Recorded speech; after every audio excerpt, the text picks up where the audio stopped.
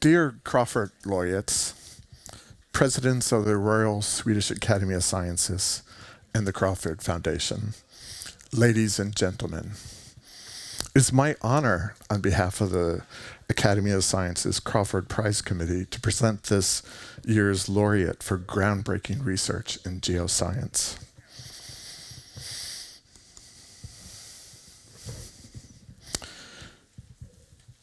We have heard about the prizes in mathematics and astronomy and polyarthritis, so I'll begin by saying a few words about the geosciences. Geoscience is a very diverse and dynamic discipline encompassing different parts of the Earth system, including the atmosphere, the cryosphere, which is the frozen part of the water on Earth, the geosphere, the biosphere, and the hydrosphere, which includes the oceans and lakes and rivers and groundwater, as well as the water in the atmosphere. Geoscience simply embraces the entire Earth system. Geoscience also encompasses the connections between the different spheres. And more importantly, it is how living things interact with the Earth system. As geoscientists, we study some of the world's most pressing environmental problems, such as availability of mineral resources, the environment, energy needs, and climate. When we have a clearer understanding of how the Earth functions, we might be able to better anticipate the direction of environmental change in the future.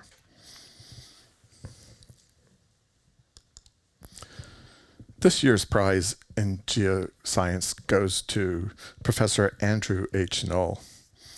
We are presenting the award for fundamental contributions to our understanding of the first 3 billion years of life on Earth and life's interactions with the physical environment through time.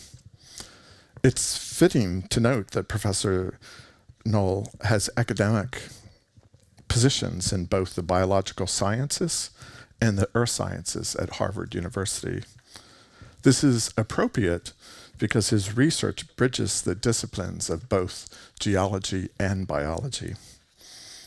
His fundamental contributions have played a major role in understanding the history of life on Earth.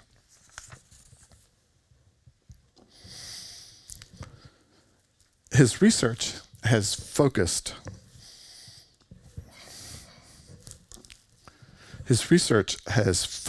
on questions about the evolution through geologic time.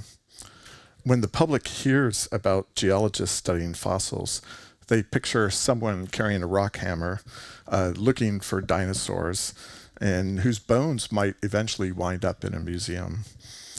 Interestingly, Andy was different, and he was curious about how evolution began by studying the earliest fossils of organisms in the geologic record. He studied these organisms with a microscope because they were not visible to the naked eye. He also went beyond traditional approaches by integrating all available data, including the geological setting, at the time the organisms were preserved, biological and physiological constraints of the organisms, and geochemical data. He used all these different information to create a holistic picture to understand why the fossil is there in the context of everything else that is going on. How he has pieced together the Earth's birth and life's earliest history has revolutionized the field. His accomplishments are many, and they include the discovery of microfossils that date back to more than 3 billion years, and his pioneering work to understand the interaction between life and Earth. From his studies, he hypothesized that our evolutionary path began much earlier than previously thought. In addition, he was one of the first to apply carbon isotopes to understand how much carbon was tied up in rocks, and also the variations of carbon dioxide in the atmosphere. One of his fundamental accomplishments was his explanation for the largest mass extinction on Earth 252 million years ago, when more than 90% of species in the ocean disappeared and 70% of the land animals. Notably, he was also part of the research team that helped NASA to analyze geological finds from data collected by instruments and images from Mars. His expertise was used to examine the rock record and interpret the signatures of microbial life in the rocks. I will also tell you that he had the opportunity to drive the rover on Mars too.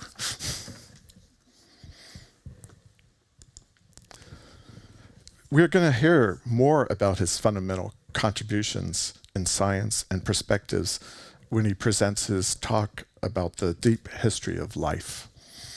He is the perfect person to guide us through this magnificent period of time, through Earth's development of life. With that, I leave it to Andrew Knoll to tell us more about the details of the discoveries made to understand life on Earth and life's interactions with the physical environment through time. And I give you one of the most foremost geobiologists of our time. Andy, please, the floor and audience is yours.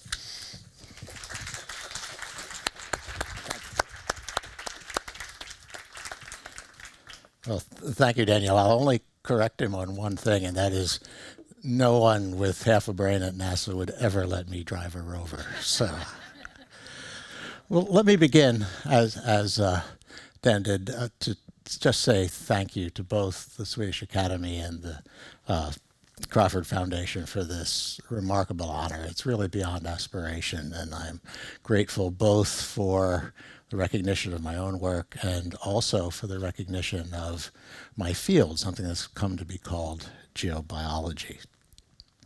Now, I'll start out just by telling you things you already know, as Daniel did. You know, everyone knows that there is a fossil record. Everyone knows that that fossil record includes such improbable and magnificent things as dinosaurs. If you don't remember that now, you certainly did when you were 6 years old. If you know a little bit more, you may know that at the time that dinosaurs were the dominant land animals, in the oceans, some of the dominant animals were the things you see to the right, that is ammonites, extinct relatives of squid and octopus that played many of the roles that fish play in the oceans today.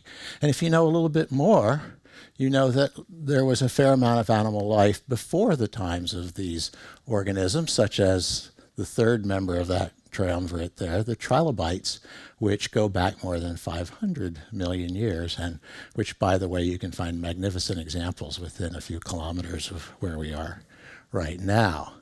But I'd like to take just a minute to put that animal record, in fact, the animal kingdom, in perspective, in both time and space. And if you look at that diagram in the upper left, it represents an effort by my friend Ron Milo in Tel Aviv and his colleagues to quantify the amount of biomass in different groups of organisms. And what you can see, what they come up with here is that a majority of the biomass on this planet is actually plants, with bacteria next, and then fungi, then archaea, another group of microorganisms distinct from but organizationally similar to bacteria, and then protozoans and algae, and the little box in the corner is animals, much less than 1% of all the biomass on this planet. It turns out that plants actually cheat, in that if you go outside and actually look carefully at one of the trees that surrounds us, you'll find that more than 90% of its mass is not living tissue. Wood does not become functional until the cells that created it die. So if you only include the living tissues of plants, then we live in a bacterial world, with plants second, and animals are still a very small part of it. Then let's go to the diagram beneath that, which is what's called a universal phylogeny. It is an attempt using molecular sequence comparisons to build really a genealogy that depicts the evolutionary relationships of all life. Uncontroversially, it suggests that there are three major categories of life: the bacteria, the eukaryotes, which are organisms like ourselves that have a membrane-bounded nucleus, and then a group only really discovered to be distinct in 1977 called the archaea, which is organized in a simple way like a bacterial cell, but is in fact quite distinct. That diagram shows the eukaryotes as being a sister group to the archaea. Through work done over the last 7 years, some of it done in Sweden, we actually now think that the eukaryotic cell represents a merger between a recently discovered group of archaea and some cells from the bacteria. In any event, the reason for showing this is that no matter how you look at this set of genealogical relationships, all of the animals, both living and in the fossil record, reside on one small distal branch of the tree. And the inference from that is that there must be a deeper history of life than that represented by animal fossils. And that deeper history would be largely microbial. Then finally, if we look at the right-hand diagram, it's simply a geologic timeline. The oldest evidence for animals that we have from the fossil record goes back about 575 million years. But our planet is more than 4.5 billion years old. And so the question that I'll address today is, what can we learn about this long interval of Earth history that precedes the advent of large fossilizable animals? Now, my own participation in this began fairly innocently. I've always been impressed by people who know at 12 years old exactly what they're going to do in life. I was not one of those people. When I went to university at age 18, to be honest, I had no idea what I wanted to do in life. I came from a fairly rural background and in some ways really only knew of three professions. I could be a doctor, a lawyer, or an engineer. And I knew I didn't want to be a doctor or a lawyer, and I was pretty good at math, so I went to engineering school. And then within the first 2 semesters of my university career, I had the revelation that I really didn't want to be an engineer either. And so it was not a popular subject at home when my father would say, "Well, what are you going to do, son?" And I'd say, "Oh, I don't know. I have no idea." And so really almost in desperation, when I came back to school for the next semester, I took like just 6 science and math courses just to see if anything would rub off. And fortunately for me, 2 things did. I took a course in biology that I thought was exceptional, and I took a course in earth sciences that I found remarkable. And in some ways, in one of the few genuine insights I've ever had in my life, I was sitting in my room one night and I realized that although earth science and life sciences, as they were taught in those days, seemed like different universes, that in a number of ways, they might better be considered as 2 sides of the same coin. And that if I was interested in using something like fossils to reconstruct the history of life, that would be greatly illuminated by understanding something of the physical history of our planet and vice versa. And so that even then I realized that I could only understand the history of our planet by integrating biological and geologic records. And I would add, as Daniel did in his introduction, that I don't think you can think seriously or usefully about the future of our planet without making that same kind of integration. The right-hand picture there is of a very famous American biologist named Lynn Margulis. And Lynn had a very important effect on me. Again, as an undergraduate, I was taking a botany course and had to do a term paper. And I chose to do my paper at what was a very exciting and controversial subject at the time, the idea that the chloroplasts in plants and algae, that is the little organelles that are responsible for photosynthesis, actually originated as free-living photosynthetic bacteria that were engulfed by another cell and reduced to metabolic slavery. I thought that was the most interesting idea I ever heard. I still do, by the way. And when I was doing my research on Lynn's work, I kept running into references to a man named Elzo Barghorn at Harvard who was discovering that there were microbial fossils in rocks that were much older than those of animals.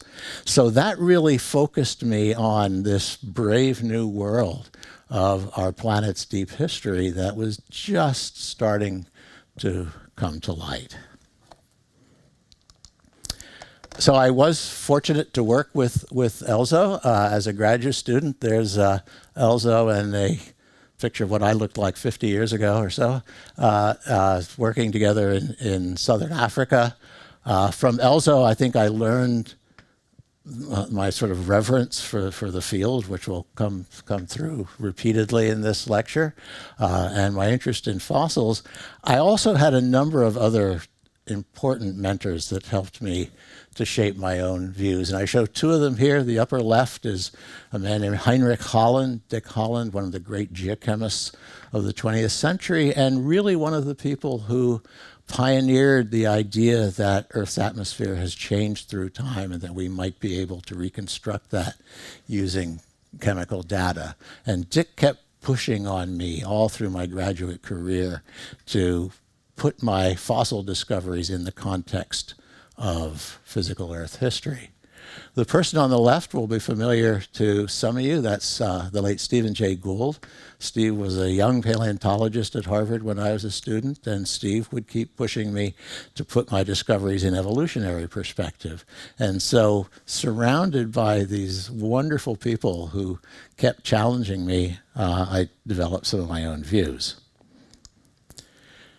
Now, one of the most important things I did as a graduate student was to spend many hours simply going to the library and reading the published record of Precambrian rocks, rocks that really document Earth's own history. And I came up with the idea that there was this place called Spitsbergen. You all know where Spitsbergen is, halfway between the northern tip of Norway and the North Pole.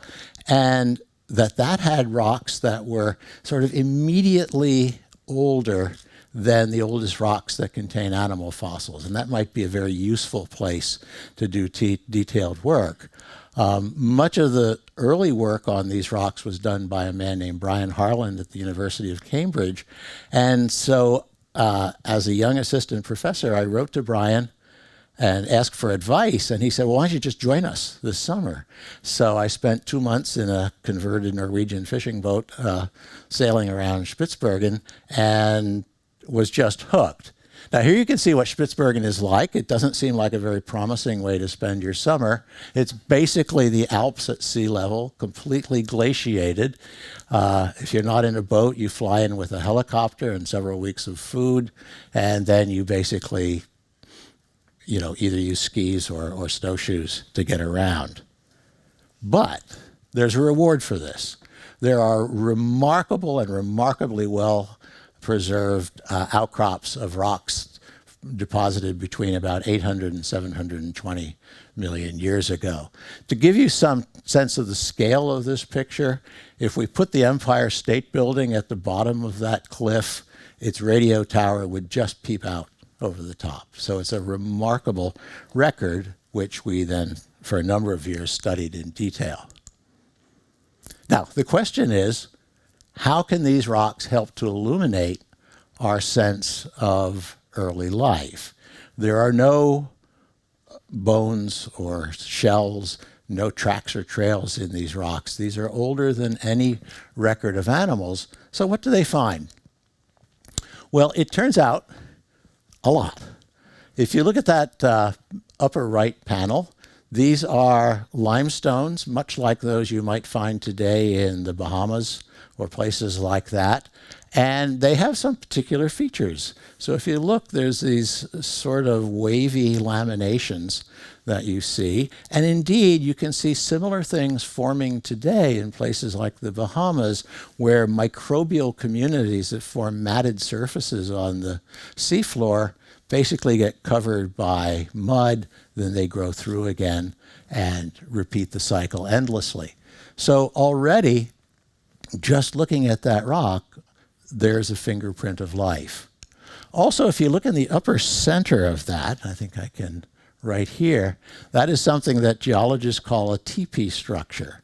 What happens in parts of the tidal zone where the area is flooded only at the highest tide, during the long hours of lower tides, you actually get a lot of evaporation of seawater, which causes calcium carbonate to precipitate within the pores of the sediments. That builds up pressure and it makes the rocks buckle. So that feature tells us that we are along a commonly exposed tidal flat. The point is that if you learn the language of geology written in the rocks, you can actually make some fairly strong inferences about environment. Now, if we want to look for fossils, you can take a paper-thin slice of that carbonate rock, look at it under the microscope, and all you will see is just interlocking crystals. But if you look at these black things here, these are so-called concretions. They're made of silica, SiO2, the very fine-grained quartz, and that actually formed within the sediments soon after they were deposited. And that material actually preserves very fine-scale features of the original sediment, including biological features. So when you take a paper-thin slice of this and look at it under the microscope, it's full of tiny fossils. Each of these is about 4 or 5 microns in diameter. These are what are called cyanobacteria, which are these photosynthetic bacteria that do a photosynthesis much like that of green plants. So we've now at least answered the first broad part of the question. These older rocks do contain a record of life and environments, and we can actually understand that. Well, it turns out that if you look in different types of rocks from this succession deposited in different environments, you see a broad range of microorganisms. Lots of cyanobacteria, but also things that were eukaryotic. So for example, this vase-shaped fossil, about 100 microns in diameter, we now know is related to a living group called amoebozoans, where an amoeba-like organism lives within an organic test. We have things like this, which are about 0.5 millimeter in diameter with a well-preserved cyst or spore in the center. It's clearly eukaryotic, although we're not quite sure what. Here we see some early green algae. And here we see actually something that is 5 or 6 centimeters long, probably some sort of perhaps photosynthetic eukaryote. I will point out that these ones in particular are from the work of Nick Butterfield, who will be speaking tomorrow. And again, the point is there's actually evidence for a rather diverse record of mostly microbial life in the fossil record in rocks that were deposited long before the first animals. And there's more. If you look in this upper left-hand picture, this cliff, I call your attention to these sort of lozenge-like buff-colored things. Those are reefs. And today we think of reefs as being made by corals, but in fact, for 3 billion years before the advent of animals, reefs were built by microbes. And here you see the kind of fabric of these. You have this laminated structure. The scientific name is stromatolites. And those are really the record of sediment accretion by layer after layer of microbial communities that build up these reefs. We know a lot about them because there are still places on Earth where this happens today. Places where, because of salinity, for the most part, animals don't do very well. This is Shark Bay in Western Australia, and if you cut these stromatolites apart, you would see this lamination, and in fact, every one of these features that you see here is nucleated on a cobble, just the way this ancient example is. So we have more evidence of life. And in fact, there's chemical evidence as well. In many places, actually not in Spitsbergen, but in other places of the same age, we find biomolecules that have been preserved through time. Sadly, they don't include DNA or proteins. They're simply too good to eat, and they don't preserve very well. But things like sterols. I've always told my students that when you die, the last thing of you to be contemplated by another generation will be your cholesterol, which is true. And we do find evidence of different sterols, or their geologic derivatives that tell us about a broader diversity of eukaryotic life at this time, as well as molecules made by bacteria that give us a broader representation of that. And then, just in the basic structure of the carbon that you find in these limestones and organic matter, there are additional clues. It turns out that if you look today at photosynthetic organisms, look at the algae, for example, in the oceans, when they take in CO2 for photosynthesis, they, for kinetic reasons, actually favor CO2 that has the lighter stable isotope of carbon, carbon-12, over carbon-13, which has an additional neutron.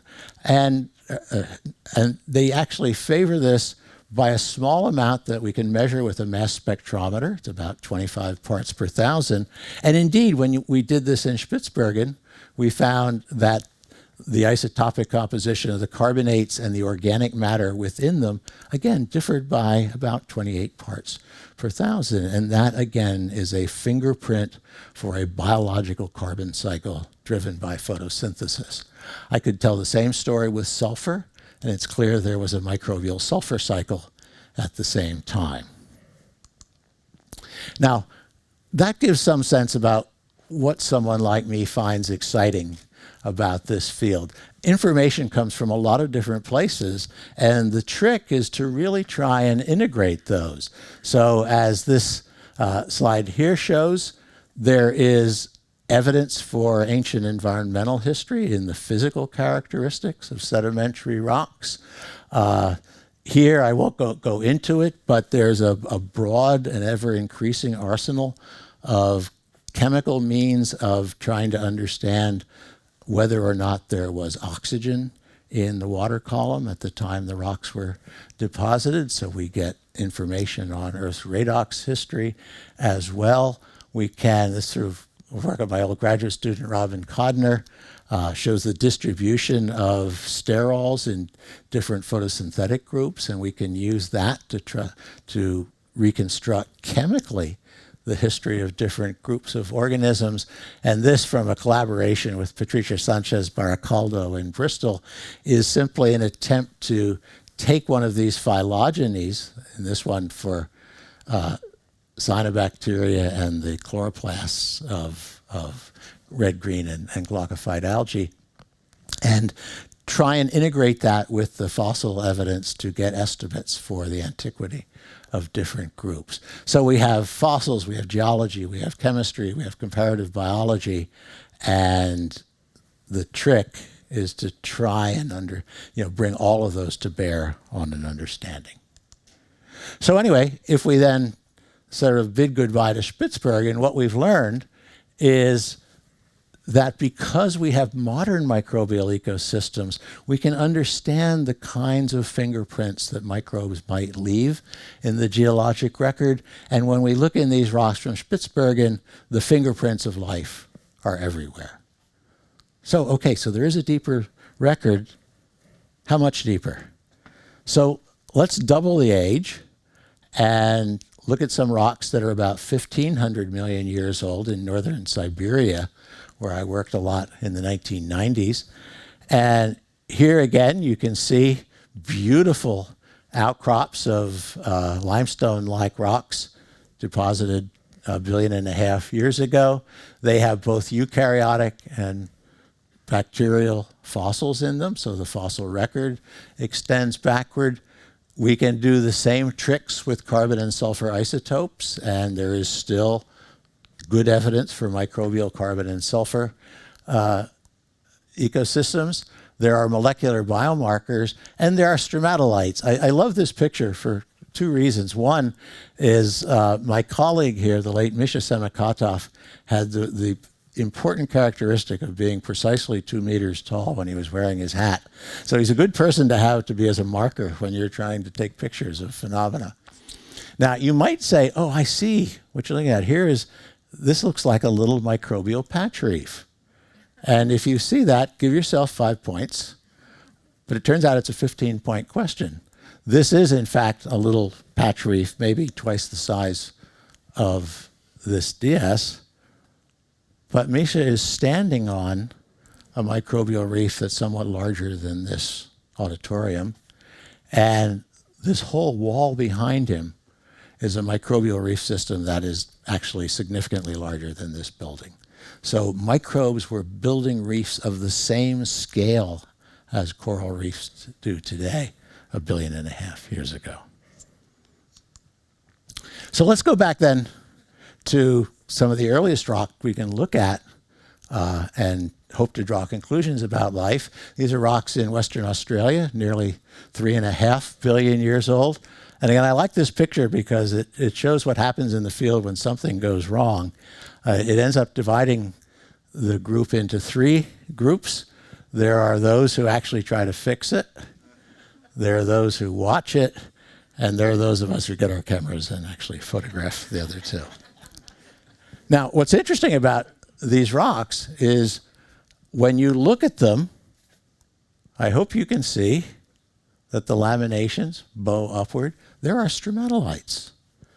Microbial communities were building reef-like structures 3.5 billion years ago in shallow oceans. It is also the case that while these rocks have been, the technical name is metamorphose, it means kind of cooked, and so there are not well-preserved biomolecules, but we do have carbon isotopes are preserved. And again, they look like younger pairs of carbonate, limestone and organic matter. And so there was a biological carbon cycle driven by some sort of photosynthesis. Again, there's good evidence there was already a biological sulfur cycle at this time. Microfossils are harder because in these older rocks, it's less clear what kind of organisms might have been present to leave a record. And it's also clear from looking at younger rocks that sort of hydrothermal fluid flow through these rocks can actually make things that look like fossils. So these are little round organic spheroids, you know, about 10 or 20 microns together in some younger rocks. And those are not fossils. Those actually form by basically the migration of organic matter with hydrothermal fluids. And we find a lot of that in these older rocks. So one wants to find places where textures are preserved. If you look at this from southern Africa, rocks of the same age, you do find little spheroids. Are they biological? It's very difficult to know. So I think the jury is still out on actual fossils, but from things like stromatolites and geochemistry, I think we have pretty strong evidence that Earth has been a biological planet for most of its recorded history. So, available evidence suggests that life arose early in our planet's history, although there are many questions about the diversity and physiological characteristics about that life. But one thing is clear. For the first billion years of life, life thrived in a world without oxygen. Now, you might say, how do you know that? Well, it turns out there's a bunch of clues. First of all, if you look at the right, what you're looking at is something called banded iron formation. It is a rock made mostly of iron minerals and chert or silica. Probably most of the world's iron that has been mined in the last several hundred years comes from these iron formations, and they are part and parcel of rocks deposited before 2.4 billion years ago, but for the most part are rare thereafter. And the reason for that is, in order to make this kind of rock, you have to have iron be transported in solution through the oceans, and that does not happen if oxygen is present. Even a little bit of oxygen will react with the iron and precipitate it out as iron oxides. So these are from Western Australia. These rocks actually tell us that the early Earth was oxygen poor. Another line of evidence, which you see here, there are a number of minerals in rocks on the Earth's surface that are very sensitive to the presence or absence of oxygen. One of them is iron pyrite, or fool's gold. And what you see here is a sand grain in a 2.7 billion year old sandstone in southern Africa. And that bit of pyrite was exposed at the Earth's surface, eroded, carried through a river system, and deposited in a delta without ever coming into contact with oxygen, because again, pyrite would be oxidized very, very quickly if oxygen had been present. There are other lines of evidence. I won't go into it, but there are some funny features of sulfur isotopic chemistry that tell us that before 2.4 billion years ago, there are important processes taking place in the upper atmosphere, photochemical processes, that leave a distinct imprint on the sulfur isotopic signal. That imprint will end as soon as you start getting oxygen in the atmosphere, and it ends around 2.4 billion years ago. So strong evidence that we have a fundamental change in our planet system around 2.4 to 2.2 billion years ago, and that is the rise of oxygen. Why did that happen? In some ways, the hero is cyanobacteria, the one group that evolved the ability to use water as a source of electrons for photosynthesis, yielding oxygen gas as a byproduct. But I won't go into it, although I'd be happy to answer questions about it. It also looks like Earth's changing tectonic system was important. Much of the early Earth was probably like a water world, with only limited exposures of volcanoes and other land above the sea surface. But just before this oxygen event, we have evidence of continental exposure, which will change the productivity of the planet and things like that appreciably, and may well have nudged our planet into a new state. Well, how much oxygen? It turns out we didn't go to a modern world. When all of the shouting was over from the great oxygenation event, we might have had about 1% of today's oxygen levels in this atmosphere and surface ocean, and little, if any, oxygen through most of the depths of the ocean. And that actually persists. This is a cartoon. There's probably a little more variation on here than this shows. But for 1.5 billion years, we had a lower intermediate oxygen world, and only beginning around 600 million years ago do we start the ascent to the levels of oxygen of our familiar Earth. But a little oxygen goes a long way in biology, and it makes a new type of cell possible, which is the eukaryotic cell, here in a cartoon from Christian de Duve showing the membrane-bounded nucleus, organelles. And we find evidence of eukaryotic cells in rocks as old as 16 to 1800 million years ago.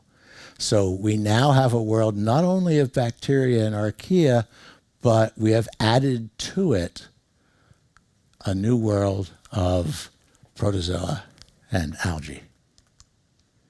And as we go through time, and I'm proud of a number of my former students who did this work. By 1 billion years ago, we have red algae from the work of Nick Butterfield.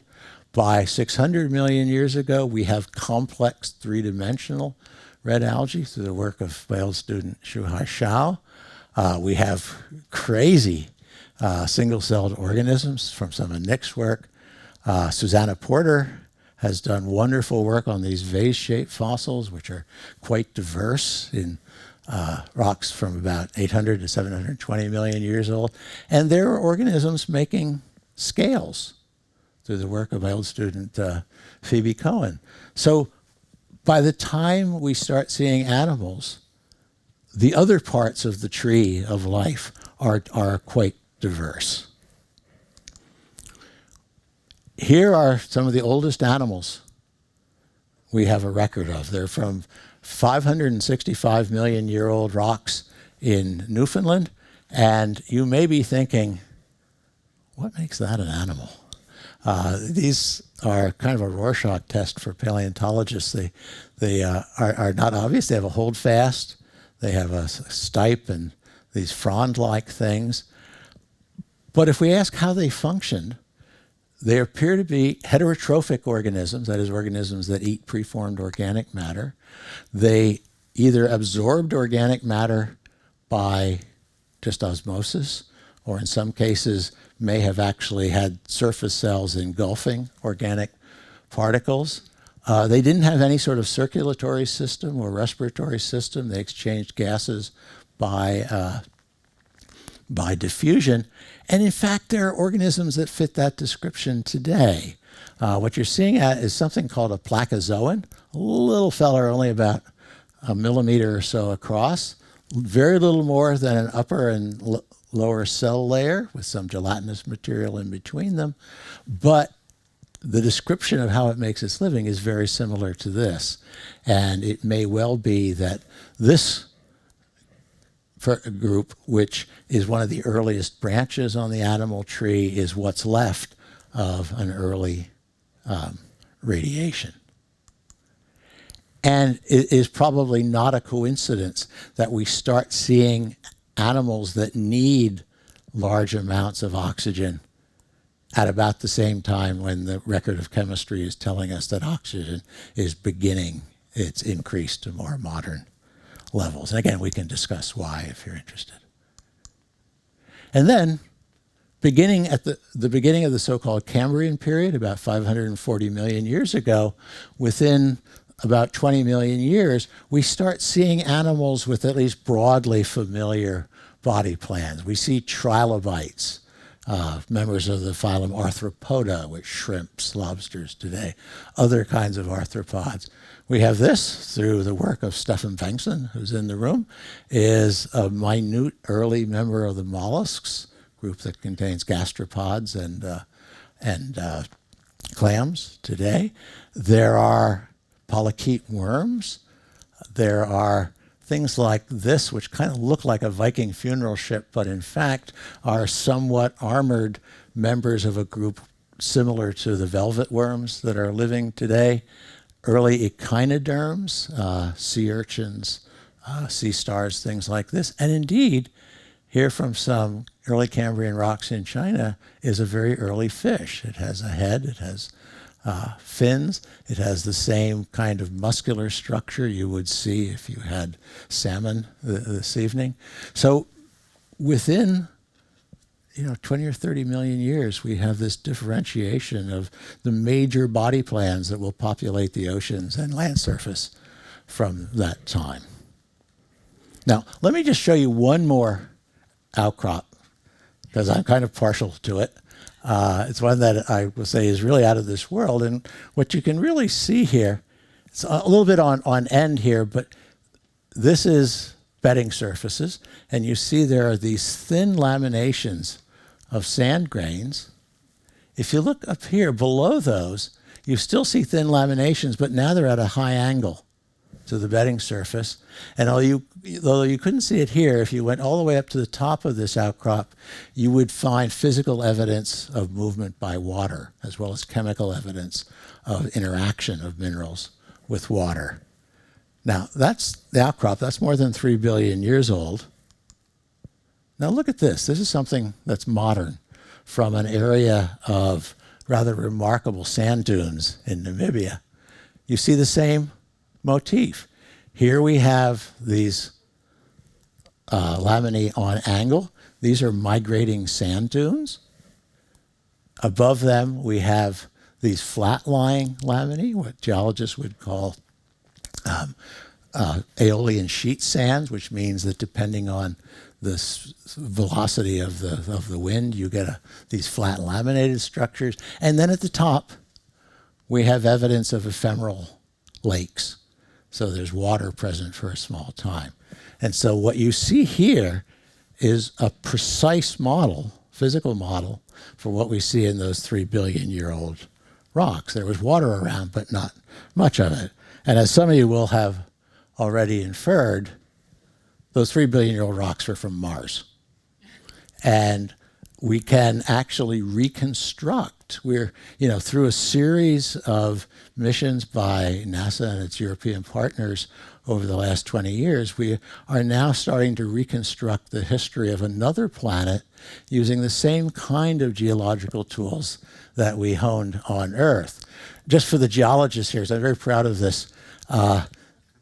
Geologists sort of map rocks by making stratigraphic sections, and this was the first stratigraphic section ever measured on another planet, which I'm rather pleased by.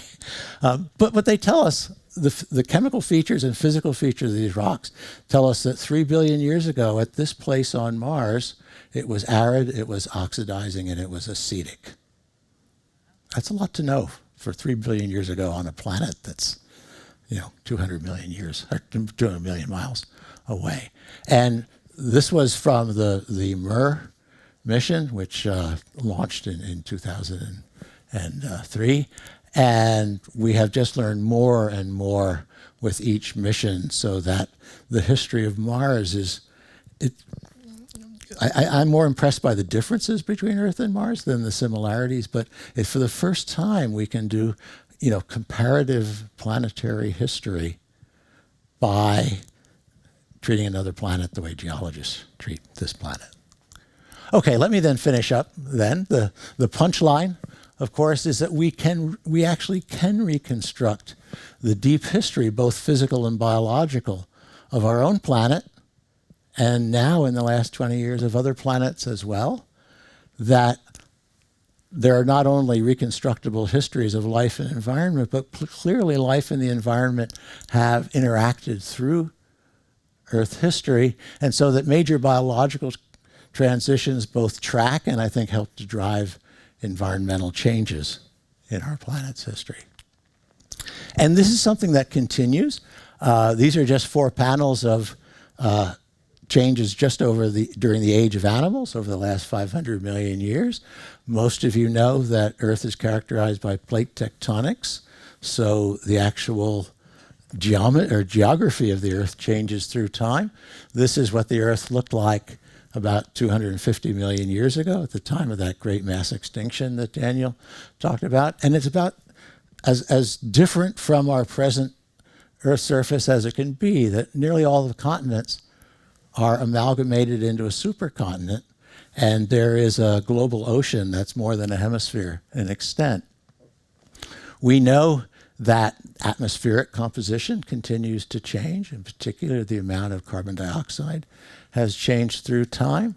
We know that climate has changed through time. This is just a drawing of what the Earth looked like 20,000 years ago, when you have ice extending south in North America to about Long Island, covering Scandinavia, things like that. And there's a series of ice ages through time. And every once in a while, bad things happen on short time scales. This is 66 million years ago. Here are 2 dinosaurs out on what will surely be their last date. And there's looking at this thing going on, which in fact, as many of you know, was an 11-kilometer bolide that crashed into the Earth in the Yucatan Peninsula and precipitated a major extinction. And one has to point out that we are not living in a static time ourselves. In fact, the evolutionary present is, on a geologic time scale, a time of very rapid environmental change. I love these diagrams put together by a guy named Jim Barry at the Monterey Bay Aquarium. This is not the amount of CO2 in the atmosphere, but the rate of change of CO2 over the last 400,000 years. And it's boring, it's boring, it's boring, it's boring, it's boring, it's boring. And then the industrial age starts, and it gets really interesting. Here is the pH, rate of pH change in the ocean.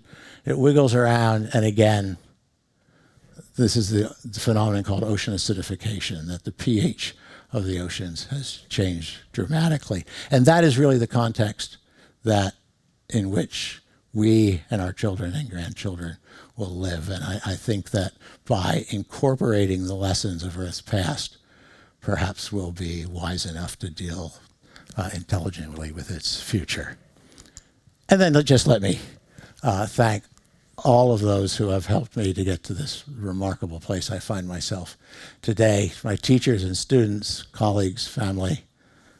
I wouldn't be here without all those people. Thank you.